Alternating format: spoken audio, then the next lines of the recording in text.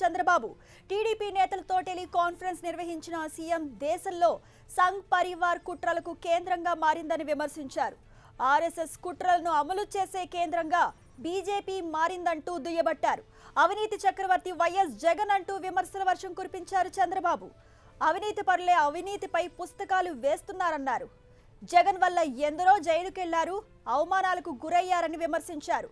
Jayaprakash committee 75,000 కోట్లు ఇవ్వాలని చెప్పిందన్న CM కేంద్రం ఇవ్వాల్సిన దానిపై జగన్ ఎందుకు నోరు మెదపడం లేదని ప్రశ్నించారు.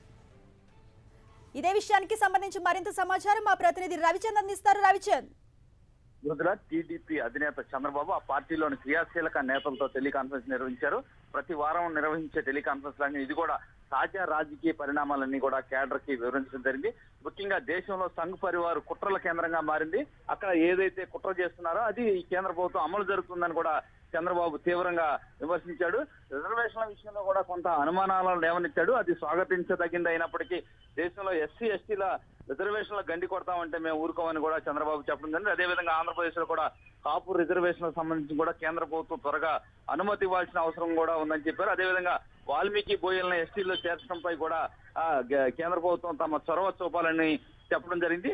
తెలుగుదేశం పార్టీలో గ్రూపు రాజకీయాల స్వస్తిపలికి అందరూ కలిసి పనిచేయాలి, రాబోయే ఎన్నికల్లో విజయం సాధించాలని కూడా కేడర్ కి ఆయన చెప్పడం జరిగింది. ముఖ్యంగా జగన్మోహన్ రెడ్డిపై తీవ్ర స్థాయిలో చంద్రబాబు విరుచుకుపడ్డారు.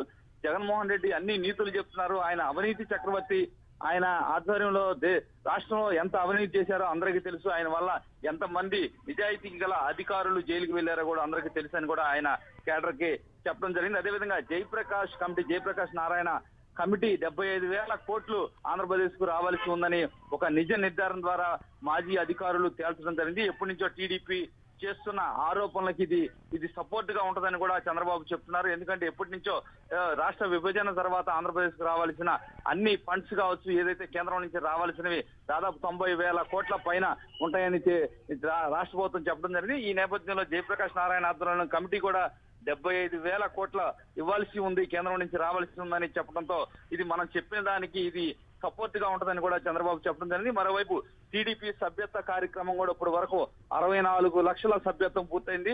ముందు ఇంకా భారీ ఎత్తున సభ్యత్వం కూడా జరిగే అవకాశం ఉందని కూడా చంద్రబాబు చెప్పడం జరిగింది. ఏదైనా దేశంలో తాజా రాజకీయ పరిణామాల అన్ని కూడా తెలుగుదేశం కేడర్ మొత్తం గమనిస్తూ ఉండాలి.